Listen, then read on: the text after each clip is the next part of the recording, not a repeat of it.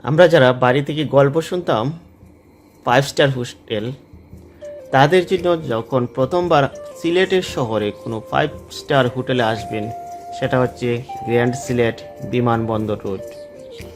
অর্থাৎ বিমানবন্দরের পাশেই এই গ্র্যান্ড সিলেট হোটেলটি।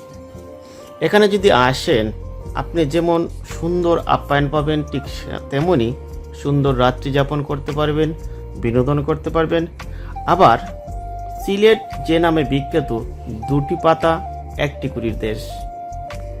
আর সেই দুটি পাতা একটি কুড়ি আর সকালবেলার সূর্য উদয় যদি না দেখা হয়, তাহলে মিস হয়ে থাকবে সিলেট ভ্রমণ। দেখেন, আমরা এখন আছি এই গ্র্যান্ড সিলেট 5 স্টার হোটেলের 10 তলার উপরে। আমাদের বেড থেকে যখন সকালবেলা জানালার পর্দাটা সরিয়ে দিলাম, ঠিক তেমনি এখানে যেমন রয়েছে একেবারেই পৃথিবীর আধুনিক চোয়ার যন্ত্রপাতি, আর জানালার পর্দাটা সরালেই মনে হবে আমি আসছি প্রকৃতির এক মহারাজ্যে। অনেকে স্বর্গরাজ্য বলে, আপনারা তাও বলতে পারেন। দেখেন, আমি যখন পর্দাটা সরিয়ে দিলাম, এখানে যে একটা শহর, এখানে একটা সিটি, অনেকে মেগা সিটির পরিকল্পনা করছেন। এবং গত যে সরকার ছিল, সেই সরকারের একটা টার্গেট ছিল সিলেটের যে হাইটেক পার্কটি হচ্ছে, সেই হাইটেক পার্কের মাধ্যমে সিলেটকে ইলেকট্রনিক্স নগরী গড়ে তোলার কথা ছিল।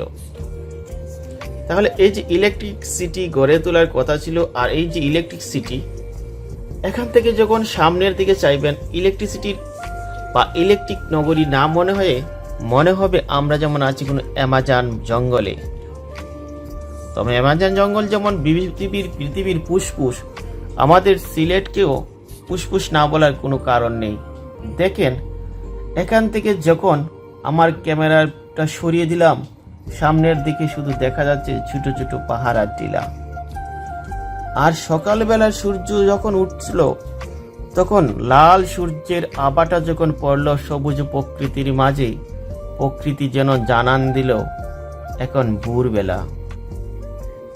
দেখেন, শিশির কুয়াশায় হালকা সুন্দর হয়ে ফুটে আছে প্রকৃতির প্রতিটি সবুজের কণা। দেখেন, এটা না দেখলে বুঝতে পারবেন না এটা কত যে সুন্দর। আমি ক্যামেরাটা একটু দূর থেকে দেখাচ্ছি। দেখেন এটা কেমন দেখা যায়।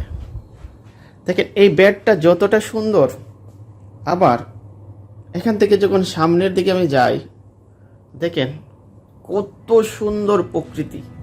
এটা না দেখলে বোঝারই উপায় নেই যে আমাদের সিলেট এত সুন্দর।